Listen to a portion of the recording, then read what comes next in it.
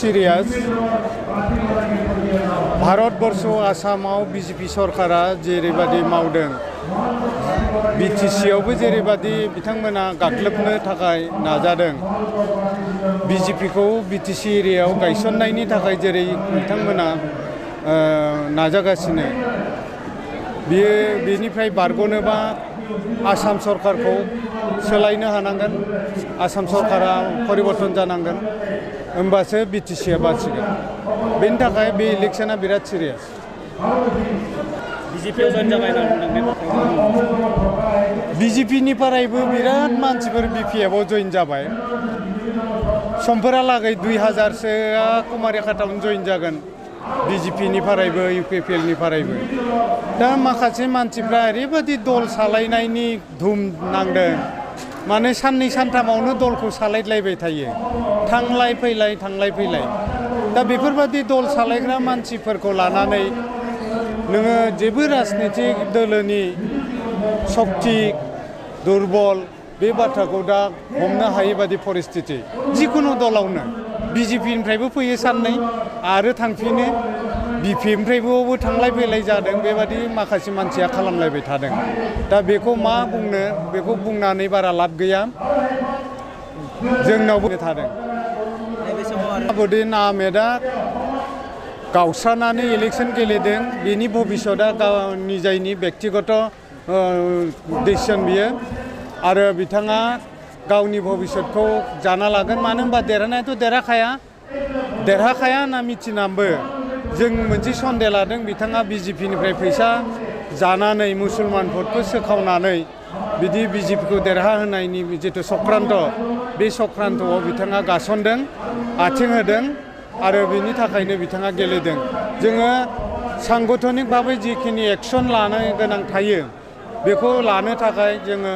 District कमिटिनि थ्रुयै central कमिटिनिहालागै हरबाय दा इलेक्शननि बेस्थता बेनि उनाव निस्सय एक्सन जागोन बेखौथ' मावखानांगोन गावनि दोलोनि कर्मिखौ हमथाना लाखिनो नायबानो जाबाय 17टा सिटआव देरहादों बाखि सिटआवबो नोङो हठात खाथियावनो थानानै देगार सुनाय गोदै जोंनि मानसि लिडार बिनि गेजेराव गावबो सासे बिश्वजित दैमारियाबो सासे थगायसुला बिश्वासघातक बिपिएफ दोलोखौ बिथाङा बिश्वासघातकता खालामदों बेफोरनि खारनाव जेनदों बिपिएफनि बिजाथिया गणेश कछारी आं लोमसावखौबो फेजेनहैदों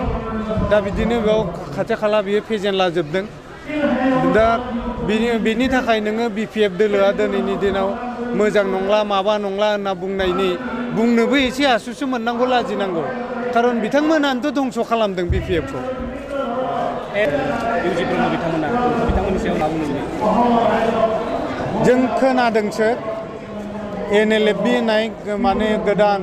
उग्रपन्थी संगठन दाफिनदों होननानै सोरबा जों खोनानाय बाथ्रा पेपारफोराव माबा मबाइल माबाफोराव फैनाय नुदों जुदि बिदि सोरबा थांफिनदोंबा बा माने बाथायानो थांफिनदोंबा बिनि दाया 100नि 100 प्रमद बर'नि बिश्वजित दैमारिमोननि बिजेपि दोलोनि सान्ति सुक्तिनि नामै दिनैबो रन्जन दैमारिया जेलाव जोबनानै दोनदों 100नि बांसिन एनडिएफबि लिडार दैदेनगिरिफोरा जेलाव थानांदों माबादि सान्ति सुक्ति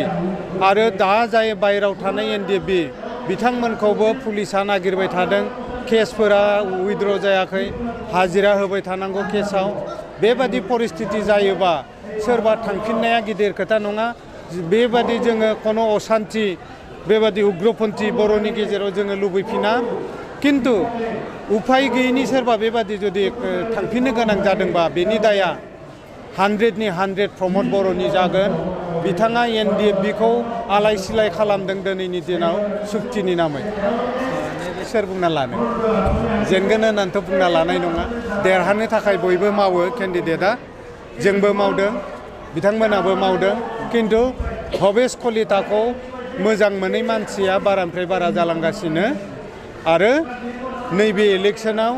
भबेश कलिताया जेनसिगोन बे पिक्चारखौ जों सिं नुबाय थादों आरोखि 70+ हाग्रामा महिलारिया बिटिसिनि बायराव थानाय बर'फोरनि थाखाय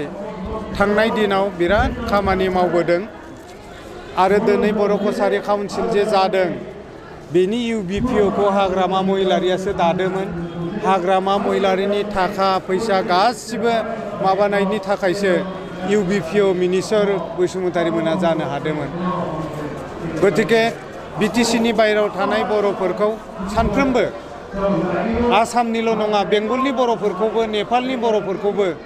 BPF दोलोआ हाग्रामा महिलारिया बिराद नायहरदों। बेंगलनि बर' मिडियामनि स्कुलनि फैसाखौ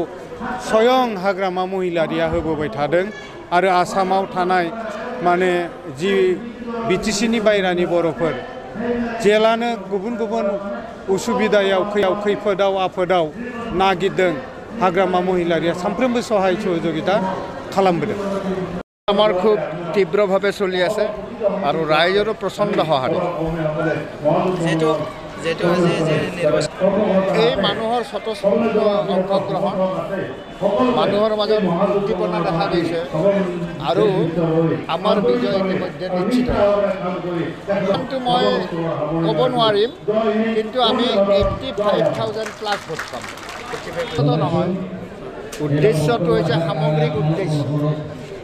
আমি মহাজোঁটৰ পক্ষৰ পৰা এই নিৰ্বাচনত উদ্যোগ লৈছোঁ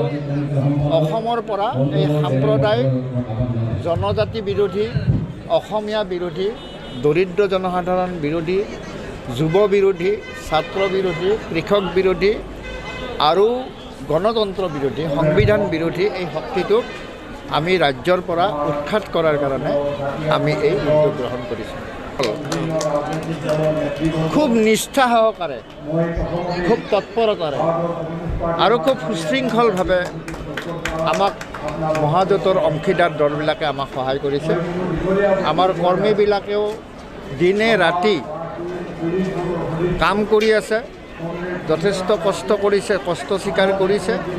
খুব নিষ্ঠা সহকাৰে আমাৰ কৰ্মীসকলেও কাম কৰি আছে।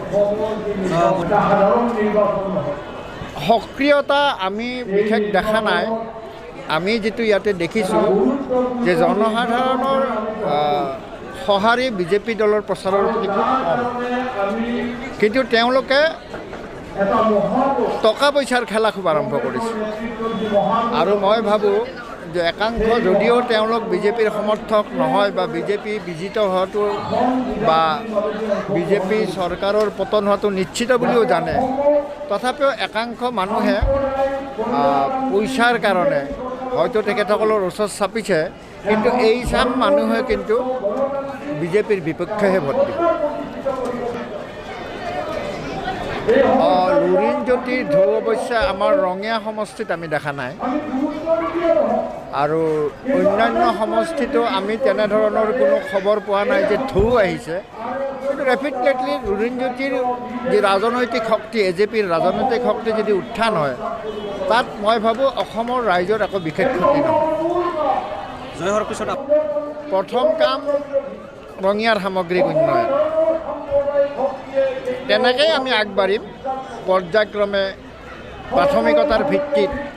আমি কাম কৰিম, জনসাধাৰণৰ লগ লাগিম। আমাৰ যিবিলাক মহাজোঁটৰ অংশীদাৰ দল আছে, এই দলবিলাকৰ লগত কথা পাতি আমি ৰঙিয়াৰ সামগ্ৰিক উন্নয়নৰ কাৰণে কাম কৰিম।